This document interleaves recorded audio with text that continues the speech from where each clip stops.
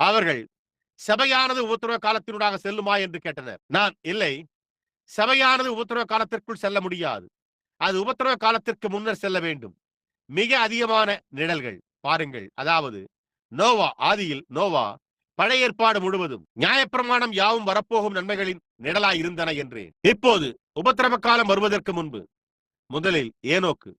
நோவா என்பவர் உபத்திரவத்தினூடாக கொண்டு செல்லப்பட்டதற்கு மாதிரியாய் இருந்தான், புத்தி இல்லாத கன்னிகைகளைப் போல. ஆனால் ஏனோக்கு உபத்திரவம் வருவதற்கு முன்னர் மறுபடுத்தப்பட்டான். ஏனோக்கு எடுத்துக் கொள்ளப்பட்டான். தேவன் அவனை எடுத்துக்கொண்டபடியினால் அவன் காணப்படவில்லை. சபையானது எடுத்துக் கொள்ளப்படுவதற்கு முன்னடையாளமாய் உள்ளது. நோவா அவனை கவனித்துக் கொண்டிருந்தான்.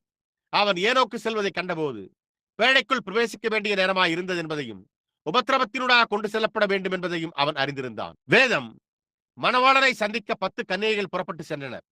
5 பேர் புத்தியுள்ளவர்களும் 5 பேர் புத்தி இல்லாதவர்களுமாய் இருந்தனர். அவர்கள் அனைவரும் கன்னிகைகளாய் இருந்தனர், ஒவ்வொருவரும். ஆனால் 5 பேர் புத்தியுள்ளவர்களாய் இருந்தனர். அவர்கள் தங்களுடைய விளக்கில் எண்ணெய் உடையவர்களாய் இருந்தனர். அவர்கள் மணவாளனை சந்திக்க புறப்பட்டு சென்றனர். மணவாளன் வந்தார். எண்ணெய் வைத்திருந்தவர்கள் உள்ளே சென்றார்கள். பாருங்கள், எடுத்துக் கொள்ளப்படுதல் மணவாளனோடு செல்வது. ஆனால் பின்னால் விடப்பட்டிருந்தவர்களும் கூட உள்ளே வர விரும்பினர்.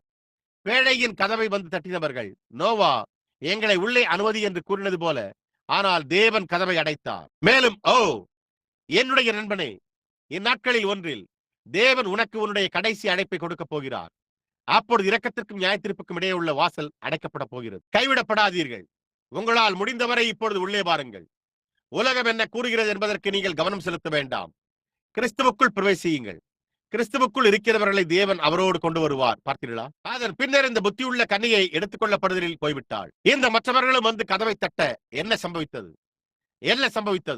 வேதம், அவர்கள் புறம்பான இருளில் தள்ளப்பட்டனர். அங்கே அழுகையும் புலம்பலும் பற்கடிப்பும் உண்டாயிருந்தன என்று கூறியுள்ளது.